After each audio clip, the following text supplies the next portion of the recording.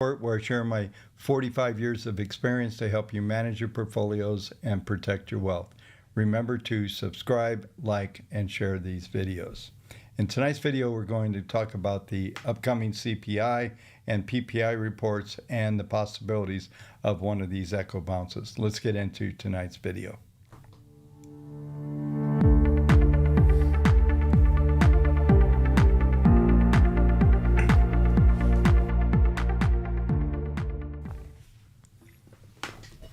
Well, welcome everyone. Sorry for the no sound on the previous broadcast, but we are back. So tonight I want to talk about the CPI and PPI reports, the inflation reports that are coming out. I've been going on for probably the last, we'll say at least 1 year, while we had this big decline in the CPI. I'll bring that up on the screen here. And really, you can see from the September, I believe it was September 23 highs was the peak, and we've just been straight down. Inflation just collapsing the whole time, and it's been somewhat interesting. We've had a lot of revisions and all types of things going on, but this was just a complete collapse of prices coming back into normal. There's a couple in tonight's Substack. What I'll do is I'll put a chart in because I've shown you this before, but there have been different periods of time. If we go back, I think I have data that will go back to around 1968, and there were multiple periods, and the angles or the rate of advance of prices have been accelerating. Every time we have a crisis, the next level we get an acceleration of the CPI. So I'll go through that in tonight's Substack. If you don't get the Substack, it's kendallreport.substack.com. It's $8 a month. There's a free trial, and you can get an option for annual for $80 for an entire year. But the what has happened over the past as we have a crisis, they shut down the market, something happens, we get a bear market comes in, and each time, each one of these events, like I said, I'll put it in Substack, but we get a further acceleration.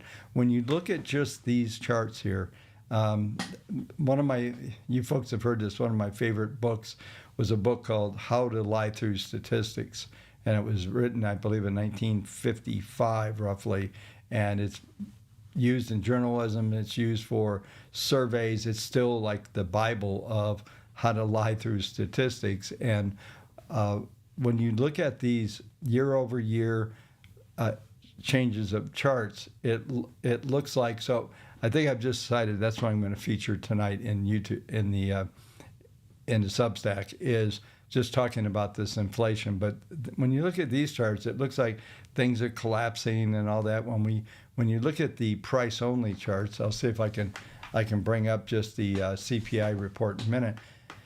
We see these little bounces, and we're 2%. What does the Fed always tells us? I saw Lagarde, which is, and now she's head of the ECB, and they tell us the same thing. This 2%, this magic number of 2%, and it's just a gradual stealing. There's only been, during the Great Depression was a time when we had deflation and prices were actually dropping.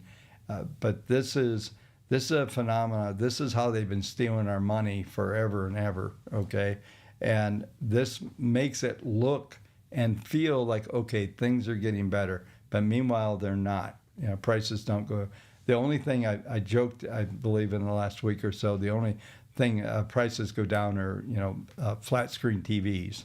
I was by Best Buy picking up something the other day, and they had a 98-inch TV for $2,500. It was Samsung. I was like, "You're kidding me!" I mean, so it's crazy what's going out there. Of course, they still have the $8,000 and $20,000 ones, but you can actually get these giant screens. They just go down. I've seen some charts of that. But when it comes to this CPI, this is kind of a smoke and mirror situation, and it also goes hand in hand with really the debasement of the U.S. dollar if you go back and just look at, like 40 years ago, $1980 versus today dollars, and see the monster depreciation and the buying power that has been lost is even crazy. I always think of when you watch an old Western and, they're buying things for $100 and $200 and they're acting as if it's a lot of money, and we're thinking that's not very much money. It was a lot of money. Okay, when you convert it, it was literally those numbers were like $5,000 and $8,000 and $10,000. And you can quote me and if I'm wrong, but it's a massive difference. So when we look at these charts, there's the illusion that's being produced is somehow things are getting better. Okay, and the reality is they're just going at 2%. So I'll put that in Substack. I'll put some thought into that because I've already presented this before, but I will do it again. I hope maybe I can find the old newsletter and use my own research from before to bring this forth. But prices aren't getting better. So let me just show you something here. See if I can get CPI. And we got too many indexes here.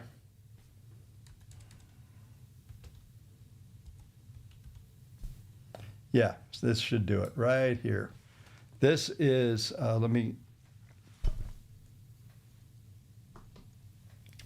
this is the realities of this price index. And I will show you just a little bit because it's going to set up what I'm talking about here a little better. I mean, it's a crazy, it's, like I said, I can go back, looks like 1950. Okay, so let's change the scale. See if I can get it. Bear with me just a minute. Yeah, so this will give you an idea, and I'll draw on this tool here just a little bit so you can see exactly what I'm talking about here, and it is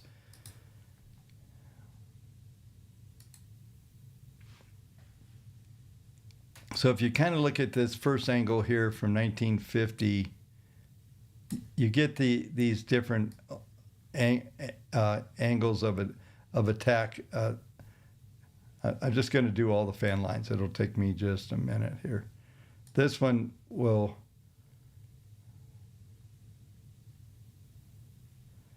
So this was the 1980-81 recession.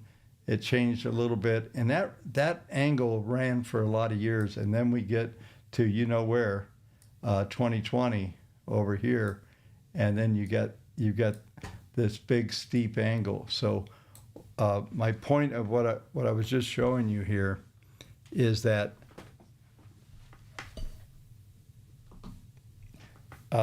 is that every one of these crises, the angle changed, and now we flattened off from 74.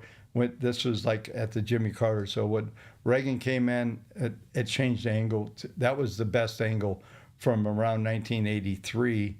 This was Volcker killing inflation and changing that angle. And then, of course, we got 2022, and it's just off the map. It's going vertical.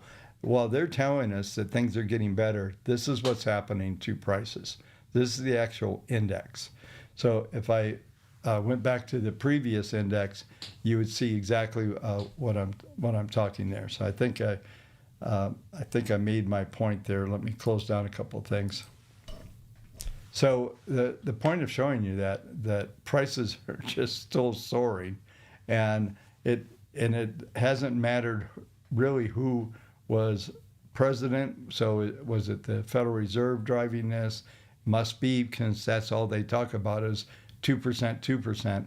I'll go through in tonight's Substack, and I'll talk a little bit about what those different percentage in those periods of time. I'll be able to break it down. I did this before, but I think it's when it starts to come up, especially when we come into times where they're telling you that somehow things are getting better. They're almost normal, right? That's what they're telling you. This chart here is not almost normal. It's parabolic. So when I show you this stuff, this is what's going on. So it's kind of laughable that somehow we buy into it.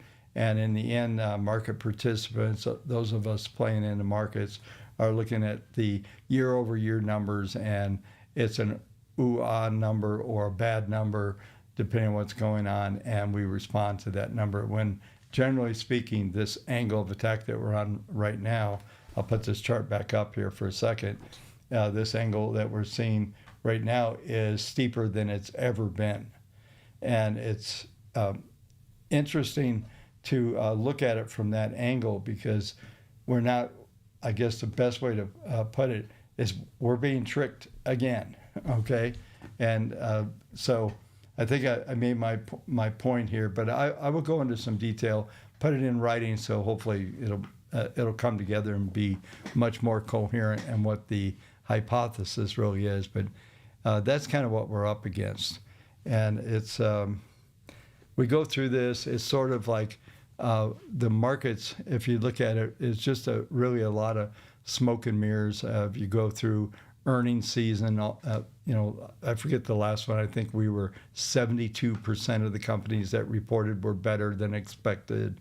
This is the same. There's games being played in the markets, and this is why if you look at it, and they talk about this is where the buy and hold, the academics, all these guys come into play to tell you that you can't time the market, you can't do all this stuff. TA, technical analysis, all this stuff is just mumbo jumbo, and you can't use any of it to accelerate money. And I might do a video. I did. I got fell down a rabbit hole right now on a portfolio that I built many years ago, and a breakdown, and I was putting it into Claude, having do analysis, and it was trying to, it was having a hard time believing the returns that came out of this portfolio. So I think it's worth. There was some really interesting, basically AI conversation that I had last night, and looking at our process that we have in WaveTech and Portfolio Expert, because even Claude was going, this is pretty amazing advanced technology. And I think, well, I built this 25 years ago. It's just a different type of thought, because the AI and those type of things think through diversification and dollar cost averaging and all that stuff that just keeps you in the market, and all the players, the mutual fund companies, ETF companies, and BlackRock, all those guys keep making money off of us. And that's how they want you to think. So you'll just do that, okay? But anyway, sometimes I fall into this, and I realize what a giant hoax just about everything is that we get, the news, and how we react to this stuff. But in the end, we're playing a game. It's a probability gambling game that we played. One of my old mentors used to say the only difference between, back in the old days, this was going back 40 years ago, and he was 25 years older than me. And he'd say, the only difference between the guys at the casinos with the little bills on their hat and us is the different garb we wear when we come to work. It's just gambling. And it's gambling at for the most part, a much higher level. See, all the casinos gamble with math. They know that you're going to lose, and they know by taking the commissions out, and a couple of techniques they do slants the odds to their side. In the end, they win and you lose. They know this. And the markets are somewhat the same way, but there are ways to actually beat the game a little bit. And anyway, sorry to get into this conversation, but it just kind of came out when I started looking at the CPI numbers. These are probably the most misleading numbers there are out there. So let's set up the rest of the show tonight. I apologize for the sound glitch in the first try at this, but let's go through typical scenario. Like I said, in the Substack tonight, I'll go into more detail on this CPI and this inflation, because it sometimes it just slaps you in the face and makes you want to wake up and realize that this stuff is going on. Anyway, so we'll go ahead and we'll go through the database. We'll go through just a brief, as fast as I can get through all of the markets, and I will cover treasuries. I'm not going to do the dollar, but we'll just kind of go through the whole routine. Now, when I was looking earlier, the database hadn't completed yet, so just let me set this up for a second. Just make sure we've got good numbers going.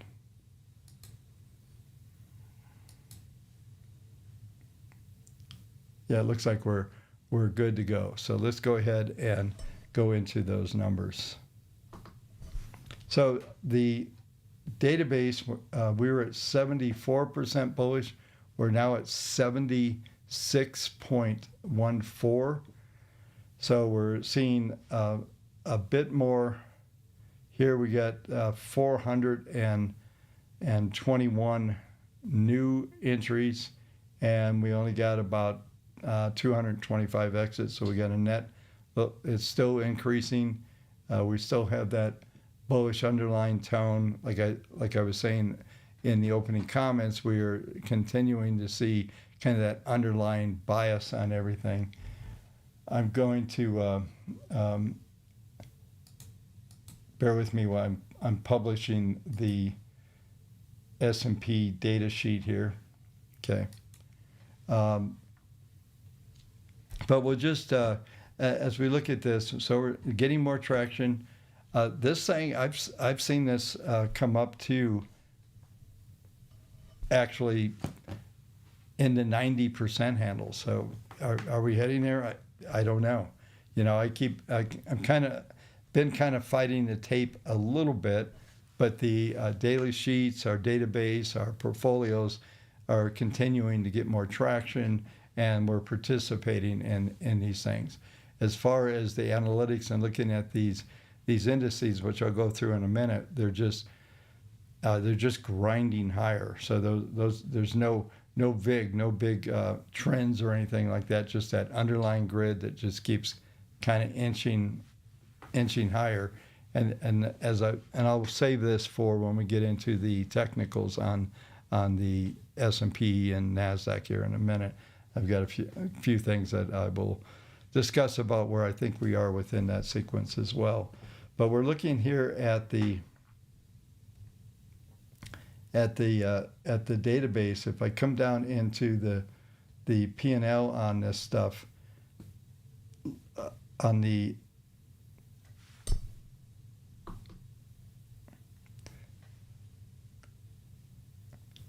we're looking at, right now we've got 8 of the sectors long. We lost one the other day. We were 9 sectors long. But we're getting on about 60% of all the sectors right now. We're getting long in the tooth. And that what I mean by that is we're looking at right here as you can see 32 of 45, 34 of 35, 27 of 40. So they're getting longer in their individual cycles on these sectors. And so the result of this is that we're getting close to at least a potential rotation coming in. And this is what's considered to be a fully invested on the markets. If you looked at last night's Substack in the Wave Tech area, I was discussing at the level we are on the short-term models, or what's fully invested just means we've got a very robust trend. We've still got all the elements to kind of keep things going to the upside.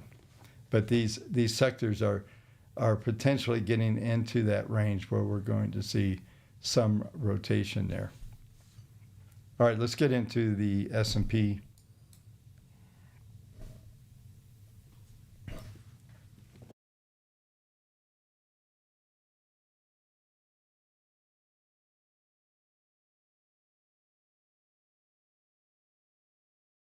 As we look at just the patterns that are coming out here, we're seeing this slight upward rise. We're still seeing the ppm staying in trend mode. We're at ppm 1 is at maintenance mode 0.18, ppm 2 right now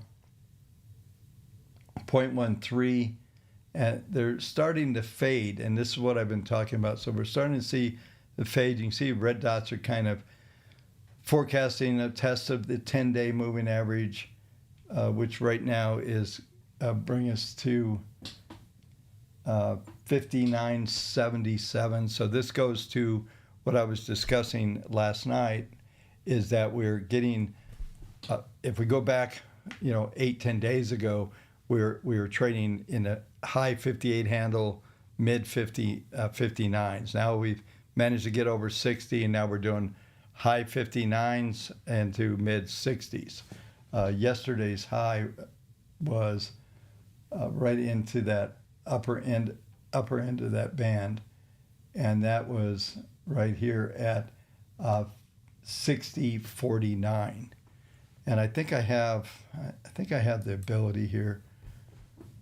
Let me just see if I can bring this up. This was last night's trade here. Was the you hold 95 to 6,000 was the entry point. And I've got to get these sheets out to you folks so that they're usable.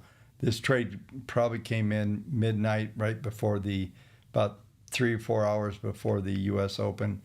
But that came on, and the target was 29, so that got hit. We actually went to 40. There was even more in it.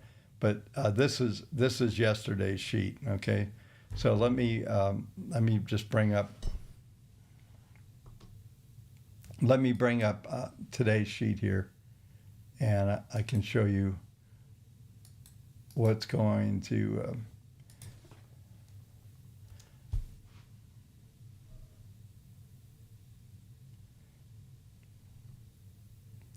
Yeah, so this is today's sheet, and we're looking at still 80%. It's got a neutral. It's kind of a neutral tone. Volatility is contracting again. Basically, we've got a 5 out of 10. We're not at this very robust trend, so we're kind of neutral.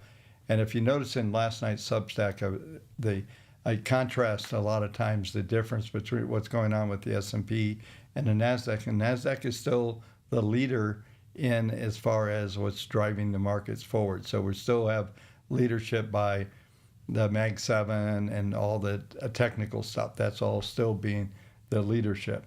But we look down here at the PPMs on the S&P. We got maintenance mode, which we're above that 0.15. We're neutral on ppm 2. ppm 3 is in a trend plus, and the 200 is there. If I zoom out here, this is really the projected range tonight: 60.55, S1 60.25. So we're trading 38 right now. So that's a fairly narrow range. Sometimes we'll expand even to 71 or to the next level down, which would be 60.09. So everything is forecasted from the S&P standpoint to stay above this, stay in the 60 handle, and then possibly getting up to the 71 as an extreme. Now we've got, like I said, we've got CPI coming out. Maybe it comes in and it boosts the market up. But that's the projected ranges for right now. Let's just see if there's see what kind of so what it's got here is an R1 breakout trade, and these are difficult, by the way, because this is I always joke, I call this the Jim Cramer trade: buy high, sell higher. So this is breaking out over R1. So the entry would be above R1, and you'd be targeting the high end 72. Now, this would only be generated by some big surprise in CPI. The other one is a sell would be a breakdown where we break through 24, and then we trade down to 60.09. and it gives you a stop recommendation there. Now this sheet will get updated. It's interesting about this particular sheet here is that it is very sensitive to the pricing and the from the model standpoint of when you get this snapshot. So hopefully I get this thing to you pretty quick, and you can actually take a snapshot around the time you're taking a trade, or if the market's on, within the range, maybe your S1, you can regenerate these sheets, because they'll update and give you the models that are within here are set to look at the PPMs, to look at all the data that's there, and be able to get that. So this is actually going to get packaged with the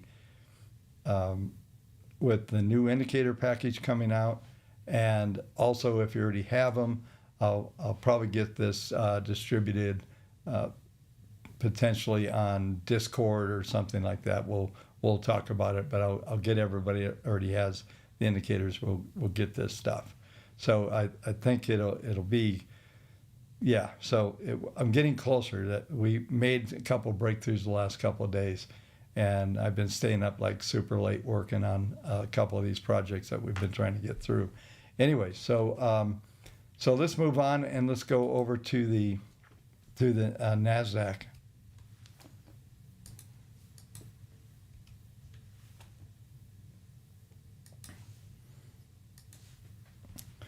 So this pattern I've been talking about, we basically been flat, but we're trading at the higher end of the range.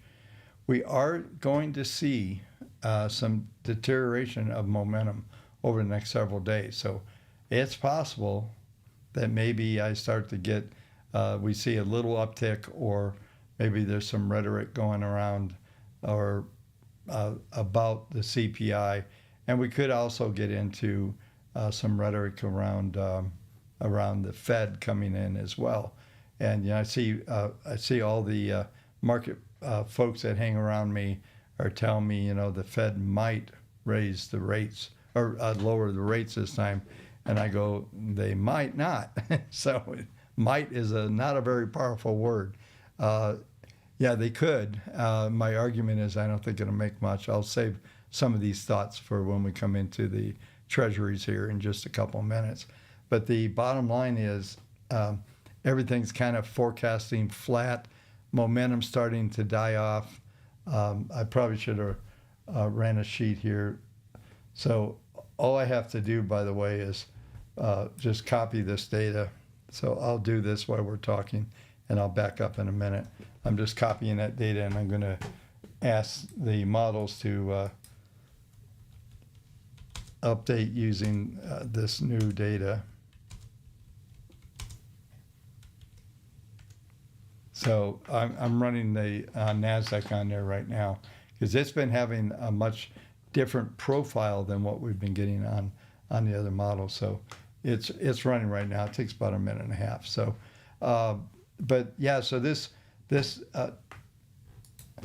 decrease in momentum looks like it wants to go. I'm just looking here in toward the end of the month, or we're coming into July. So the end of this month will be the end of Q2. There might be some pretty serious window dressing to come in during this period of time, which maybe will put some downward pressure on here. I quoted another mentor of mine who always said, never sell a quiet market. It's pretty quiet out there right now. I know Scott Bessett is with the Chinese. Earlier today, they extended their meeting. Supposedly they're having material good talks.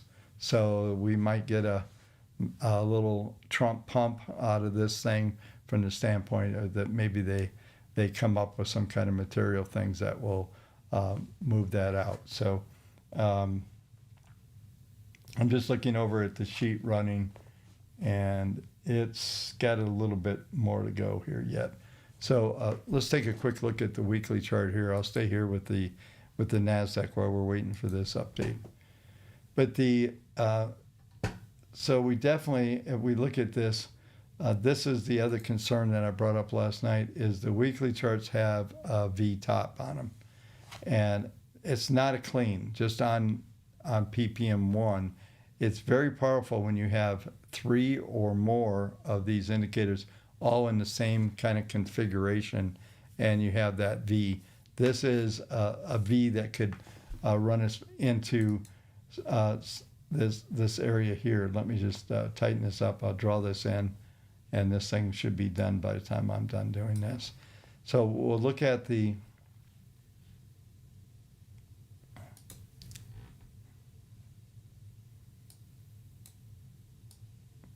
let's take a look at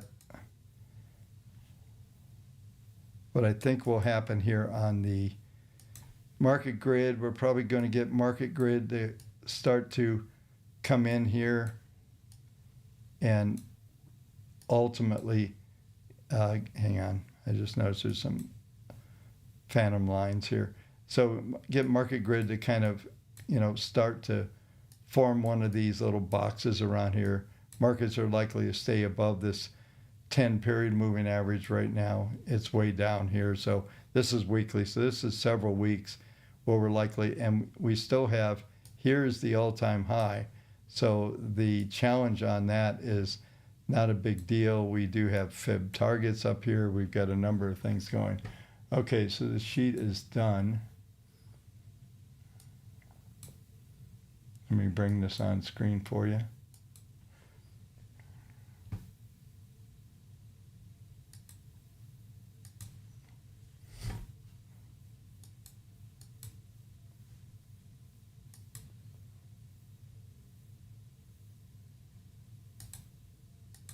All right, so let me bring this.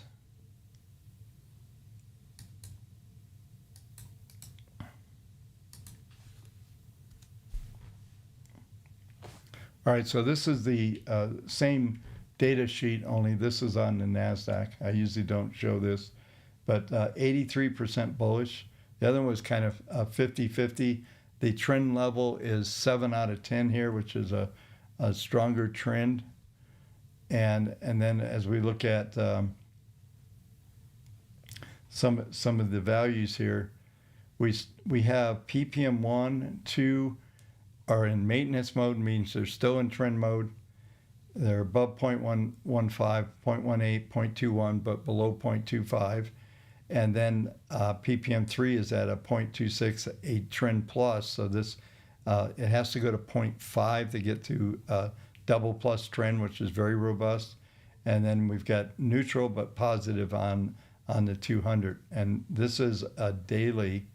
So if I bring this over here, we've got the same targets: R1 2216, S1 21885, current is 21919. So that's pretty accurate since I just ran this sheet.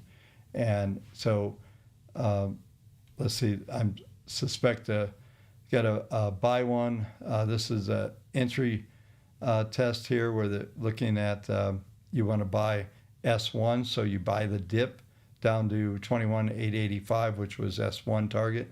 You buy that, have a stop just below it, target back to 2217 for that, and then you got the R1 breakout trade, which was similar to what was on the on that mode there. So like I said, this stuff will be in the Substack, so get the Substack, kendallreport.com, kendallreport.substack.com, and you can get that. And these sheets get out every night. I put in the S&P, NASDAQ, gold, and Bitcoin for these data sheets.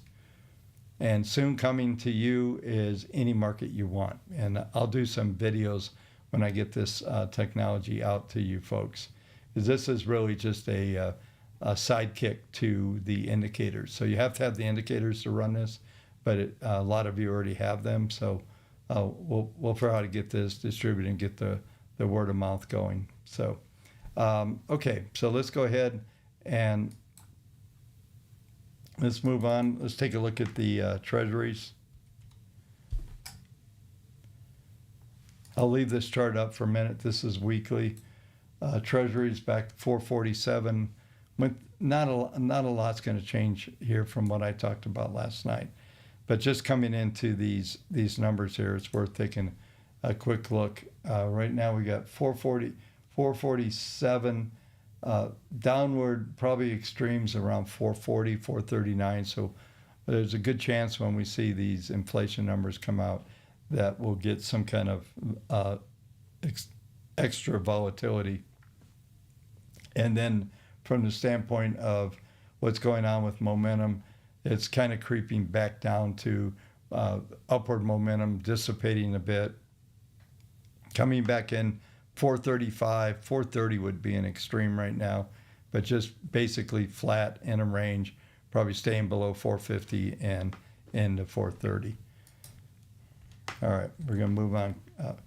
Before I move on, let's just talk a little bit of Fed here. This is the appropriate place with the treasuries. I know a lot of folks, for some reason, I guess a lot of you folks that are around are not like me and haven't seen how the Fed actually works, and I believe they're trying to get back to their old core beliefs. And really what the Fed should be doing is adjusting rates to the market rates. And they're trying to get so there are more market rates. That's why the back end of the curve, you hear all this rhetoric, that somehow the bond market is a live thing. It is to a point, but market participants at back end of that curve here at 430, 450 in that range is where I've been telling you for over a year, we're not going to change from there. The front end of the curve, I still think it's going to come down. I just don't think it's being artificially held right now. If we were to let and have a market determined rate environment and not having the Fed hanging over and the manipulation, that it kind of goes on, I think for the most part, excuse me, most of the people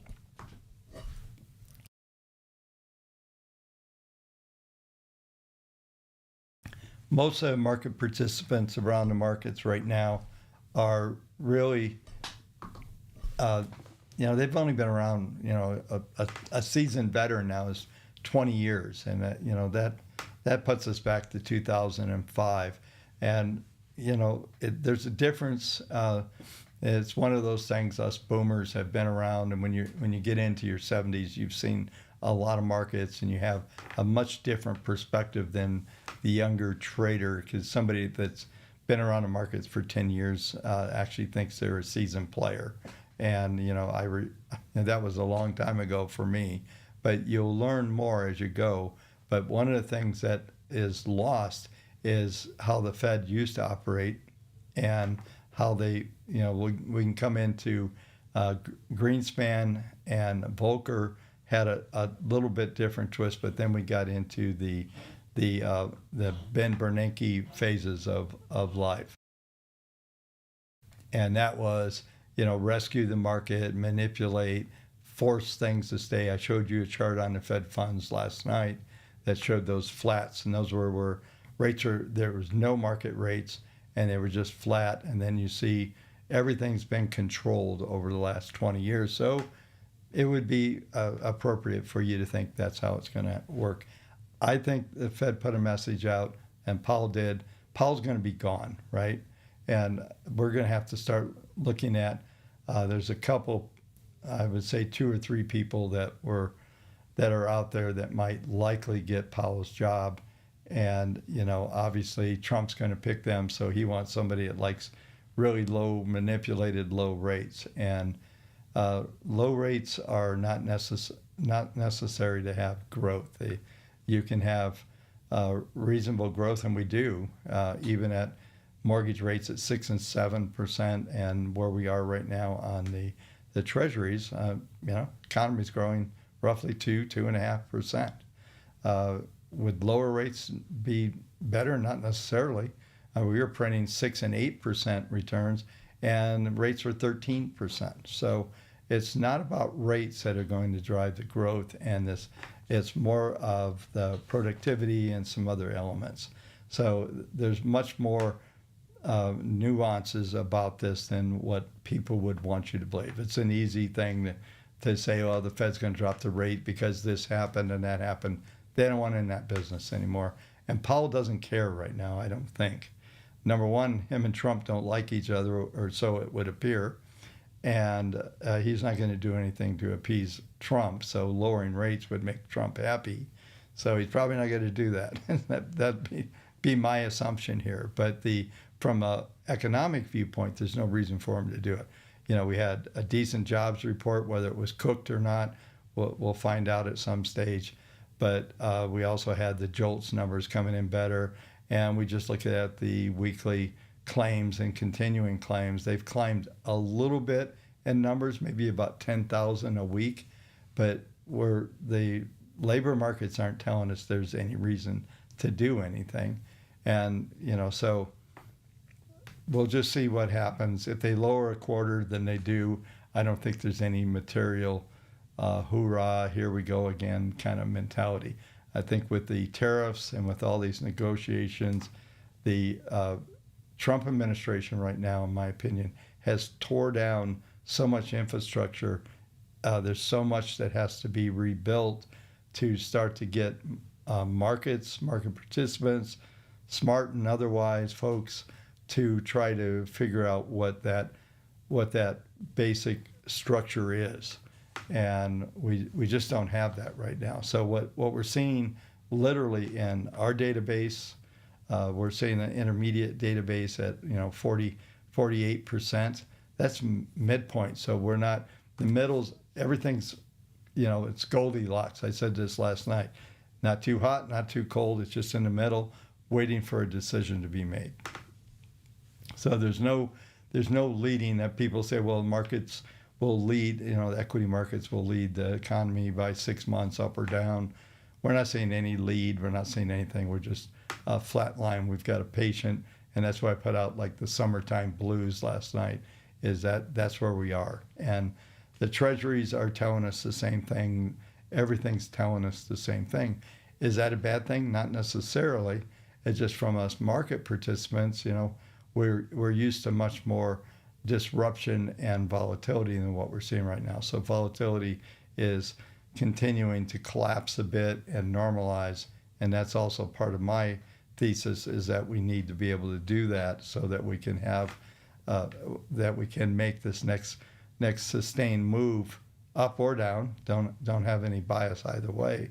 That we will be able to put that foundation, have enough stocks participating, everything's kind of rebuilding and restructured. And I think that's kind of the plan of the administration, is they're trying to restructure everything they can. Be it right or wrong, we'll find out. But right now, we don't have any of those answers. And so maybe the Fed lowers the rates, maybe they don't. Does it matter? I don't think so. Not at this moment.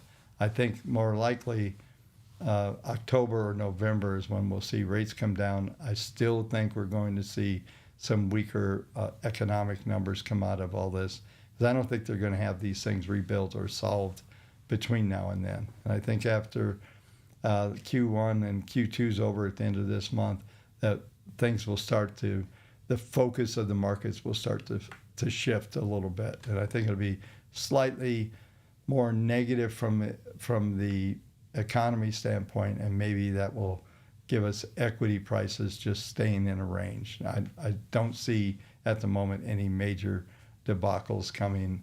And, like I said before, we could easily print new highs in equities, but I think they get rejected as fast as they come. So let's go ahead. Let's take a quick look at GC, at gold. I did look at silver briefly at the end of last night. Silver looks like it's kind of at a peak valuation. It's still got a fair amount of upward momentum, but gold is just flatlining here.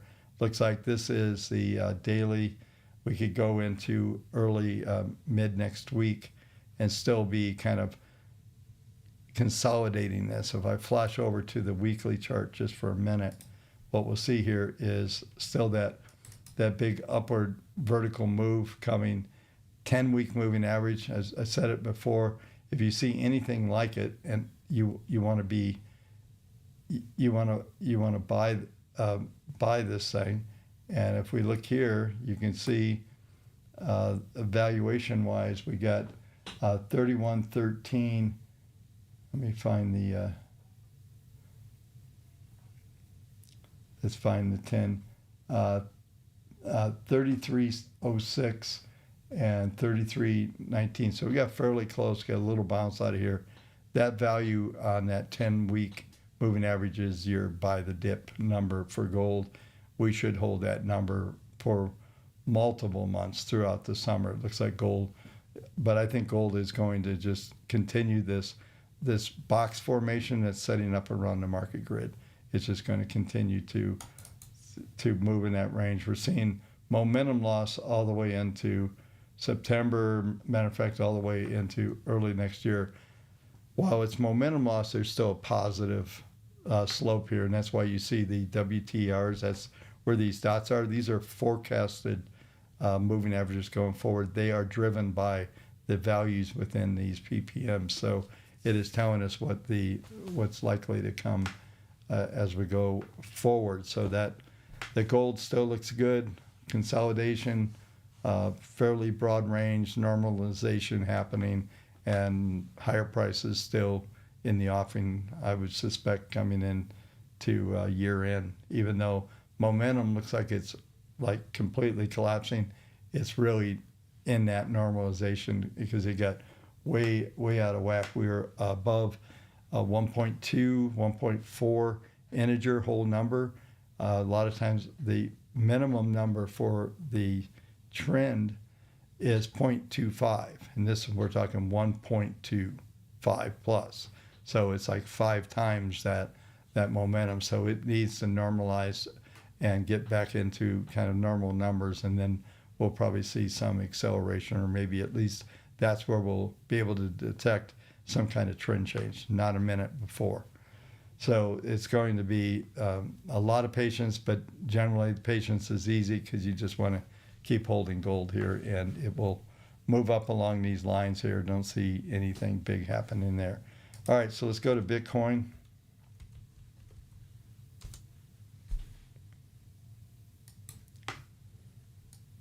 Bitcoin came down into the range, bounced back. We're back at 110, high 110,587, last 109.716. That's basically that value of the old highs that we had back in this consolidation. As I've been saying, we still have, this is weekly, so we still have into July to continue to move this higher. Have targets 120, 130, 120,000, 136. Those numbers are still good, and we should be able to move up on these lines. Even though we see momentum losses here, this is a weekly chart, these are still all, I mean, we're looking at right now at PPM1, let me just move that over, at 3.24. So this is a monster trend that's going on here.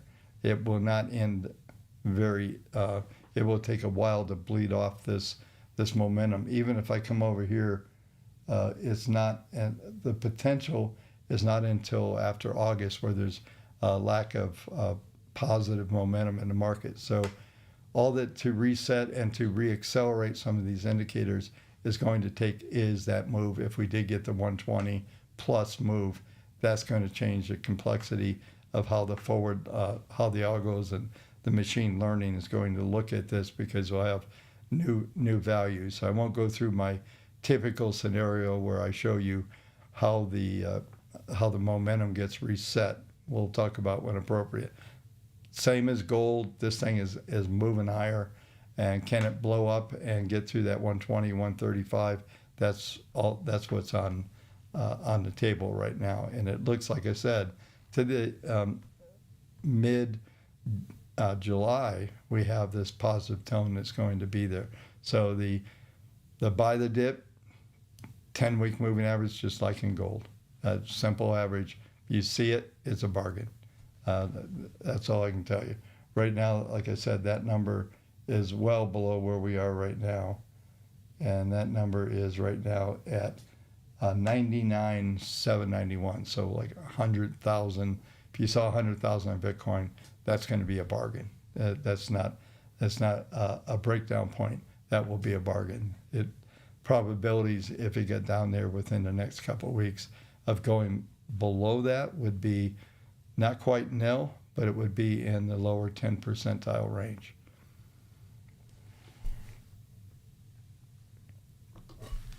Okay, folks, so I'll come up. Let's see what you folks are chattering about. See if there's anything here.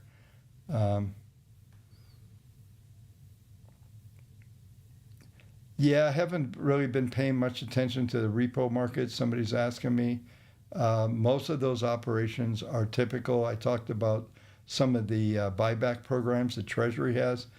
Somebody, I think it was on Twitter, was telling that the Fed was buying Treasuries. The Fed was not, but the Treasury was, and that's normal market operations. So I don't see anything. I haven't looked at them real close, but I haven't seen that going. Michael, you don't give up on the drug stocks, do you? Good for you, man. Let's see here.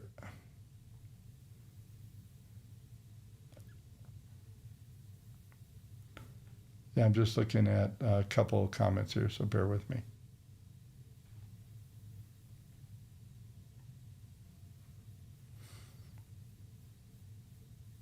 Yeah, so that's funny, like, are they going to actually tell us if the gold's there or not? There's a lot of speculation there. Yeah, and Todd's absolutely right. There's no coincidence that when CPI took off, when the gold standard went away. Absolutely, that was another one of the games. What else here?